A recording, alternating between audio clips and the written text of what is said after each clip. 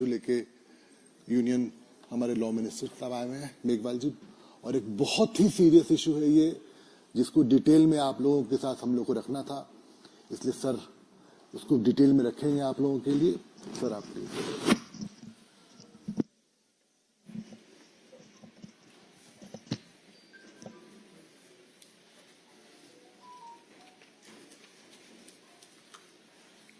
सभी को नमस्कार।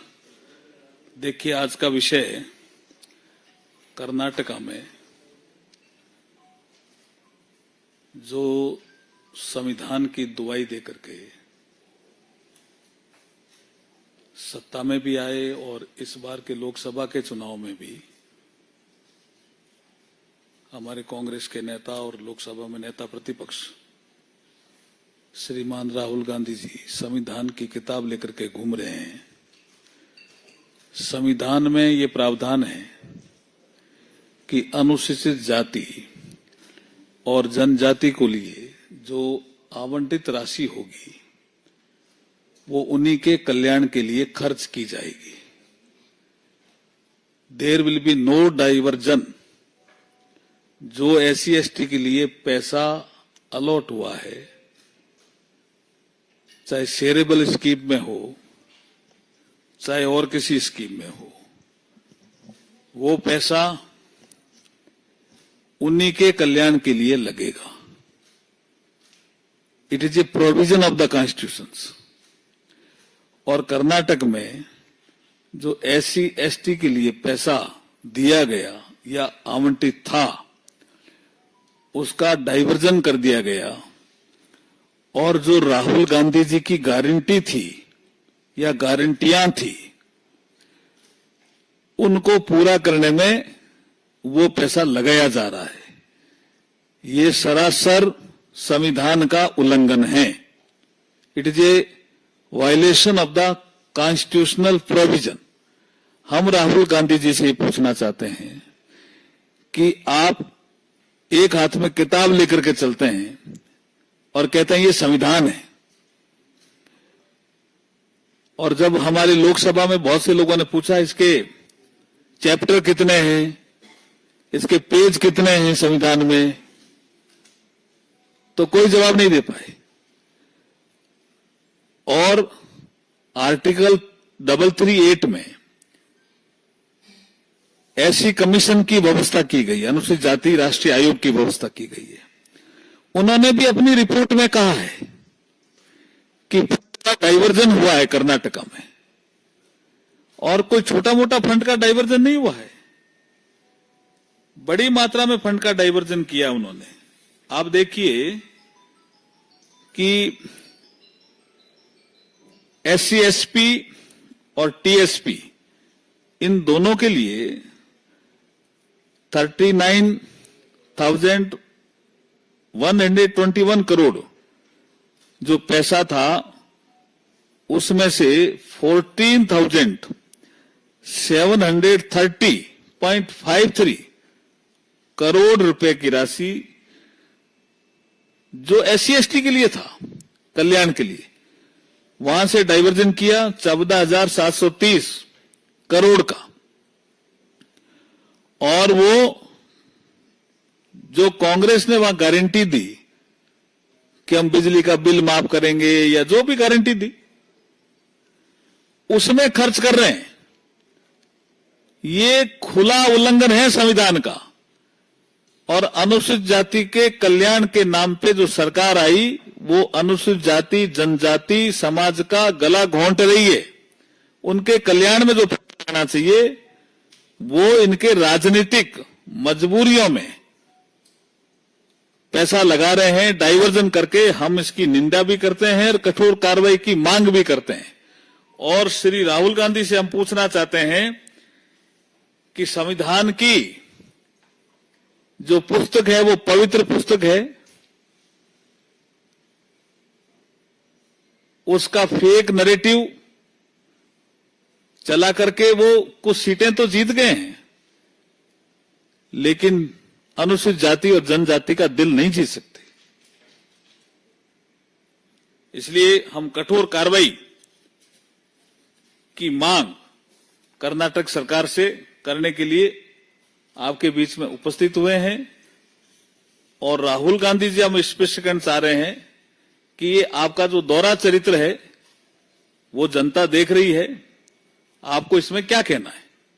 आपके कुछ क्वेश्चन हो तो पूछे जा सकते हैं। जी,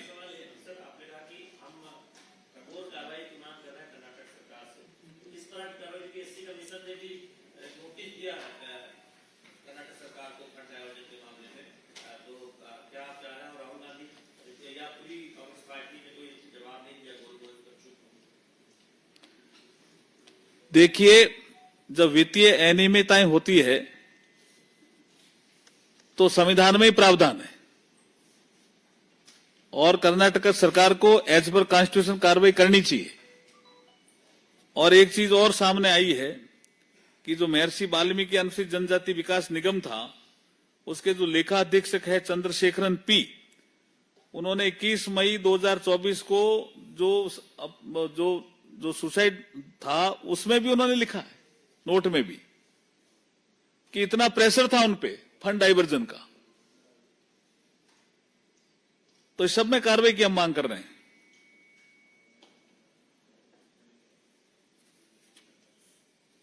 एनी क्वेश्चन?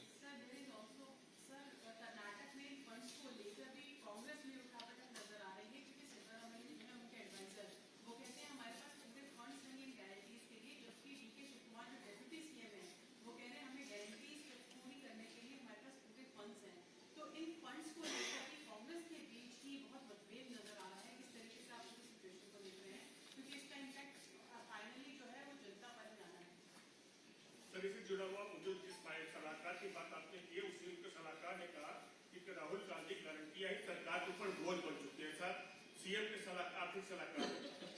आप दोनों के प्रश्न भी बहुत शानदार हैं। वाकई वो उन्होंने क्या समझा कि सत्ता में आने के लिए कुछ भी कर लो। ये जो सिस्टम एक फेक नैरेटिव का जो प्रचलन शुरू हुआ है वो लोकतंत्र के लिए अच्छा नहीं है। मैं अगर आपको एक बात करूं 1952 की, आपने अच्छा याद दिलाया।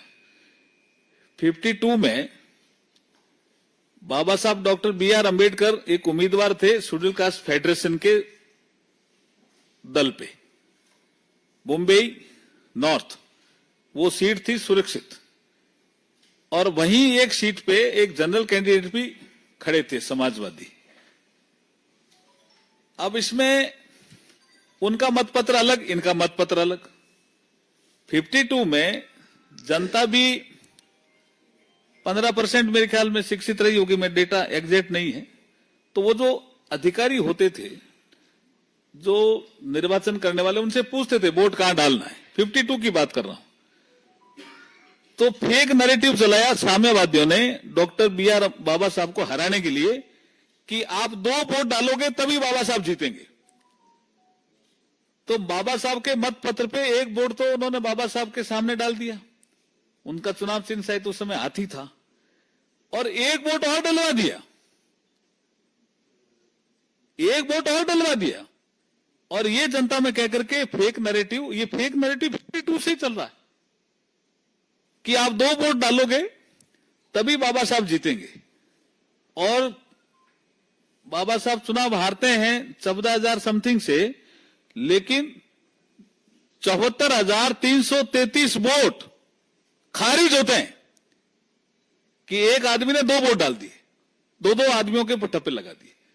तो ये फेक नैरेटिव जो आप कह रहे हो, ये इन्होंने चला करके ये हमारी गारंटी हम पूरा करेंगे। तो भाई फाइनेंशियल मैनेजमेंट देकर के ही पहले करना चाहिए ना। अब लड़ रहे हो आपस में। मैंने भी संकल्प पत्र राजस्थान का बनाया है पूरा। मैंने उसमें हम इकोनॉमी की साइज कितनी रखेंगे, हमने $350 बिलियन कहा। हम 500 भी कह सकते थे, लेकिन हमने राजस्थान का फाइनेंशियल मैनेजमेंट देखा, रिसोर्स देखा, कितना रिसोर्स आता है, उसके आधार पर ही हमने $350 बिलियन रखा। उन्होंने ये देखा ही नहीं कुछ फाइनेंशियल मैनेजमेंट, और अब लड़ रहे हैं। जनता पिस रही है और अनुसूचित जाति जनजाति के आदमी परेशान हो रहे हैं। उनको लगा भी ये कल्याण करेंगे। ये अपना कल्याण कर रहे हैं और उनके पैसे के दम पर कर रहे हैं। पैसा अनुसूचित जाति जनजाति वर्ग के लिए अलॉट है, उस पैसे को निकाल रहे हैं और निकाल करके गारंटी पूरी करने का काम कर रहे हैं। ये जनता के साथ धोखा है।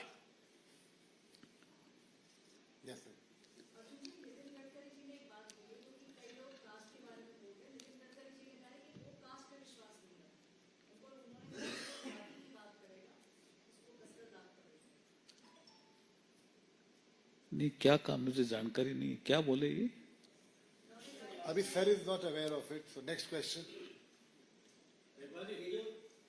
आप देश के कानून मंत्री भी है, आजकल बहुत ज्यादा चर्चा में मुद्दा चल रहा है। विश्व हिंदू परिषद ने मांग की है कि समान नागरिक संहिता सभी को लागू करनी चाहिए और साथ ही साथ एक समान जनसंख्या नीति जिसमें सिर्फ 2 बच्चों का कानून हो और वो सभी धर्मों के लोगों पर लागू हो। इस पे आपकी क्या है? पाठक जी, आप तो बहुत पुराने आदमी हो। कॉन्स्टिट्यूंट असेंबली की डिबेट देखो, उस समय ही आप बाबा साहब बी आर अम्बेडकर साहब को याद कर लो ना। यहां उन्होंने कहा प्रॉपर्टी एक्ट लागू नहीं है क्या, सीआरपीसी लागू नहीं है क्या? उस समय भी डिबेट थी। यह विषय अभी लॉ कमीशन ऑफ इंडिया के पास है और राज्यों ने इसमें तेजी से काम करना शुरू किया है। गोवा में पहले ही से यूसीसी है, उत्तराखंड ने लागू कर दिया है, राज्य भी इस दिशा में तेजी से कदम उठा रहे हैं और लॉ कमीशन ऑफ इंडिया की रिपोर्ट के बाद आपको बताएंगे बैठ करके। Next just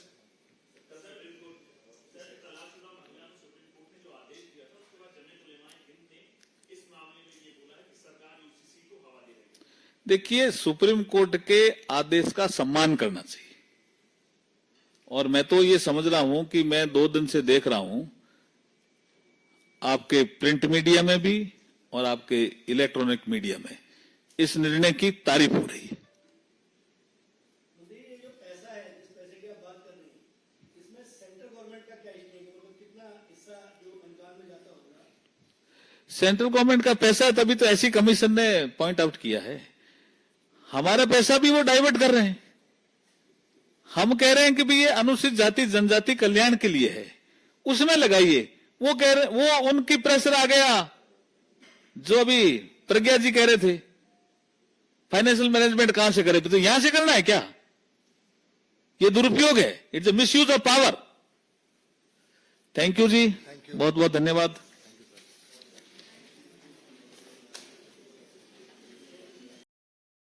Like, share, subscribe.